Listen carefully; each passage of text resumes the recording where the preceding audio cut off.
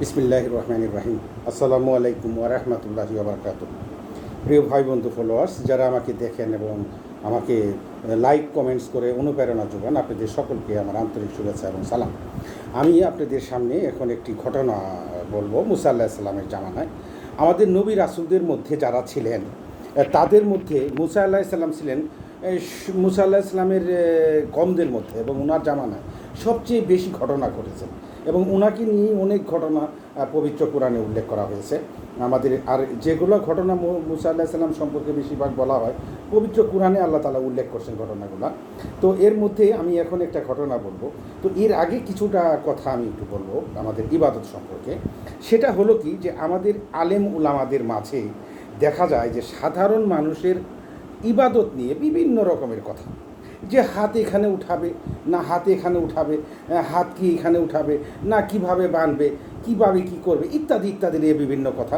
তো আমাদের সবচেয়ে বড় কথা হলো যে যারা সাধারণ মানুষ, যারা অজ্ঞ, যারা এখনও ধর্ম জ্ঞান সম্পর্কে তো কিছু জানে না, কিন্তু তারপরও তারা আল্লাহকে ভয় করে, আল্লাহর প্রতি বিশ্বাস রাখে, তারা ইবাদতে আসে। তো তাদের ইবাদতে একটু ভুল ত্রুটি থাকতেই পারে, কিন্তু আমরা অনেক সময় অনেক আলেম দেখা যায় যে ওদেরকে নিয়ে কটাক্ষ করেন, মানে বিদ্রূপ করে কথা বলেন। আমি অনেক আলেমের মুখে অনেক ওয়াজ অনুষ্ঠানেও এরকম দেখেছি। এক আলেম বলছেন যে কোথাও যাইতেছিলেন, যাই হোক এই ঘটনা আর বলি না, অনেক লম্বা ঘটনা। তো আমার কথা হলো যে ইবাদতের ব্যাপারটা হলো সম্পূর্ণ অন্তরের ব্যাপার।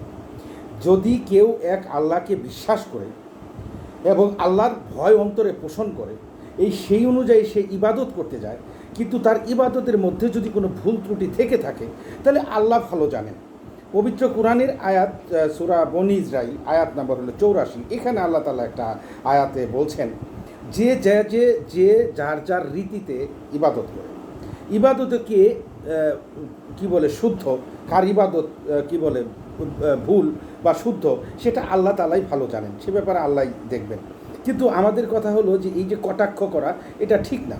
তো এখন যাই হোক, আমি পবিত্র কোরআন থেকে আমি পড়ে দু একটা আয়াত আমি আপনাদেরকে শোনাবো।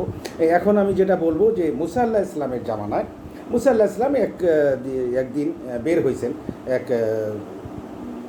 মরুপথ দিয়ে যাচ্ছেন। তো দেখলেন যে এক রাখাল এক কোনায় বসে, নীরবে এক জায়গায় বসে সে বলতেছে, মানে রাখাল বলতে কি, ওই যে মেষ পালক যে মেষ রাখে, সে নীরবে বসে বলতেছে, ইয়া আল্লাহ আপনি তো সমস্ত ক্ষমতার মালিক, ইয়া আল্লাহ আপনি তো রহমানুর রাহিম, ইয়া আল্লাহ আপনি আমাদেরকে লালন পালন করেন, আল্লাহ আপনি তো মহান, আল্লাহ আপনি কোথায় আছেন, আপনি যদি আমাকে সেখানে একটু নিতেন বা আমি যদি যেতে পারতাম, আল্লাহ আমি আপনাকে মাথা আশ্রয় দিতাম, আল্লাহ আমি আপনাকে পা ধুয়ে দিতাম, আল্লাহ আমি আপনাকে খাওয়াইতাম, আল্লাহ আমার মেষগুলো আপনাকে দিতাম।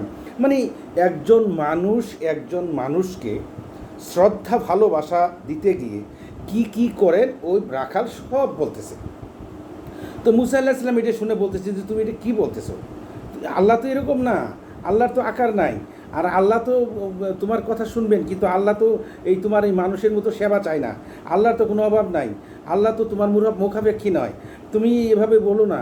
কিন্তু রাখাল বলতেছে আপনি আপনি কোত্থেকে আসলেন, আপনি কেন এগুলো বলতেছেন, আমার আল্লাহ মহান, আমি আমার আল্লাহর কাছে যেতে চাই, আমি আমার আল্লাহকে আমি সেবা করব, আমি আমার আল্লাহকে খাওয়াবো, মানে ওর মতো ও বলতেছে। তো বলতেছে, তখন মুসা আলাইহিস সালাম বলতেছে তুমি এরকম বলো না, এরকম করো না, কিন্তু তারপরেও তার মতো বলে যাচ্ছে, আল্লাহ তুমি যদি আমাকে তোমার এখানে নিতা, আল্লাহ আমি তোমার সেবা করতাম, আল্লাহ তোমার রোগ হলে আমি তোমাকে সেবা করতাম, আমি তোমাকে মাথা ধুয়ে দিতাম, আল্লাহ আমি তোমার মাথা মুছে দিতাম। মানে যত রকমের একজন মানুষকে সেবা করতে যায় যা হয় সে সব বলতেছে। তো তখন মুসা আলাইহিস সালাম বলছে না এভাবে বলো না।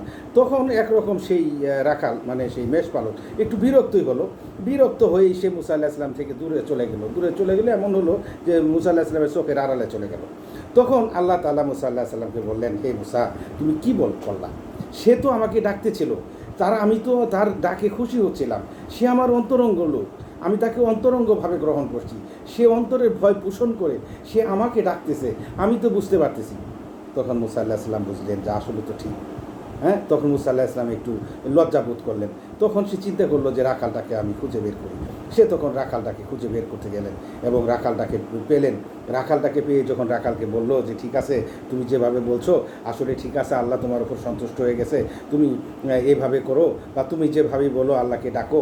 তখন রাখাল বলল যে না, আমি আমার আল্লাহকে পেয়ে গেছি, আমার আল্লাহকে আমি পেয়ে গেছি, মানে আমার আল্লাহকে আমি জানি, আল্লাহ কেমন, আল্লাহ কই, মানে ওর মতো বলতেছে। যাই হোক, তো মূল ব্যাপারটা হলো যে আমরা ইবাদত নিয়ে বিভিন্ন বাড়াবাড়ি করি।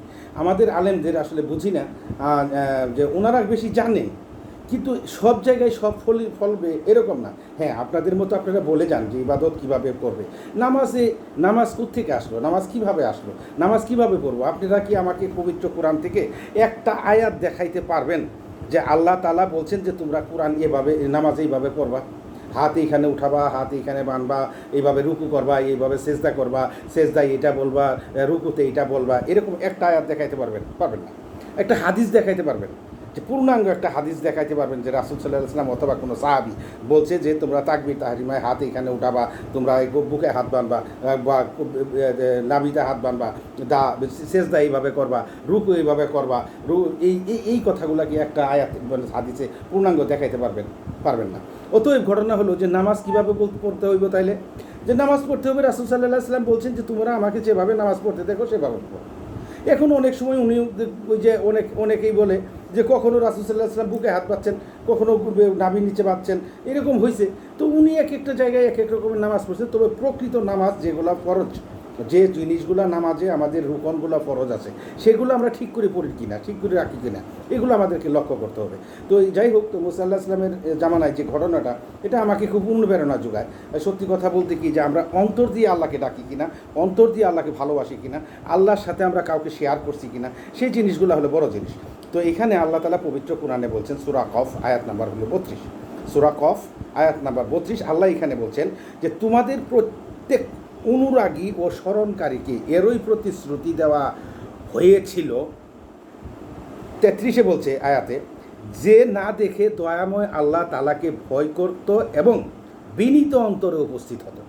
এই যে বিনীত অন্তরে, সূরা কফ আয়াত নাম্বার 32 এবং 33, সূরা কফ আয়াত নাম্বার 32 এবং 33, এইখানে আল্লাহ বলছেন যে তোমাদের প্রত্যেক অনুরাগী ও স্মরণকারীকে এরই প্রতিশ্রুতি দেওয়া হয়েছিল, যে না দেখে দয়াময় আল্লাহ তাআলাকে ভয় করত এবং বিনীত অন্তরে উপস্থিত হতো। এই যে মেষপালক কীভাবে উপস্থিত হয়েছে? বিনীত অন্তরে। সে কি বলতেছে সেটা বড় কথা নয়, বড় কথা হইল যে সে বিনীত অন্তরে আল্লাহকে ডাকতেছে। অতএব আমাদেরকে সেই জিনিসটা চিন্তা করতে হবে যে আল্লাহ তাআলাকে আমরা কীভাবে ডাকলাম। সূরা ফাতির আয়াত নাম্বার 38, এখানে আল্লাহ বলছেন, আল্লাহ আসমান ও জমিনের অদৃশ্য বিষয় সম্পর্কে জ্ঞাত, তিনি অন্তরের বিষয় সম্পর্কে সবিশেষ অবহিত আছেন। উনি আমাদের অন্তরের বিষয় জানেন। তো আমি আর আয়াত বলবো না, শুধু এইটুকুই, ভিডিওটা বড় হচ্ছে যাতে ছোট থাকে, আমি এটাই চাচ্ছি। তো আমার কথা হলো যে আল্লাহ তাআলা অন্তর দেখেন আমি কিভাবে ডাকতেছি। অতএব আমরা বিনীতভাবে খালেস অন্তরে, আল্লাহর প্রতি ভয় এবং ভক্তি রেখে আমরা আল্লাহর ইবাদত করব, আমরা ডাকবো। অবশ্যই আল্লাহ আমাদের ডাকে সাড়া দিবেন, আমাদের কথা শুনবেন, আমরা আশা করি এটাই। আর ইবাদত নিয়ে জর্গা ফাসাদ তর্ক বিতর্ক নাই, এটা আমি বলবো কেউ করবেন না। সহজভাবে অন্তরের থেকে আপনি যেভাবে আল্লাহকে ডাকার, তবে নামাজের যে সুরতগুলো আছে, রুকুনগুলো আছে, রুকু সেজদাগুলো আছে, সেই ঠিকভাবে করতে চেষ্টা করবেন। আর সবচেয়ে বড় কথা হলো নামাজে সূরা কেরাতের ব্যাপারে, নামাজের যে সমস্ত তাসবিহ তাহরিমা যেগুলো আছে, এগুলো অবশ্যই শিখবেন, অবশ্যই সঠিকভাবে সঠিক জায়গায় আপনারা ইনশাআল্লাহ পড়বেন। আমরা পড়তে চেষ্টা করব।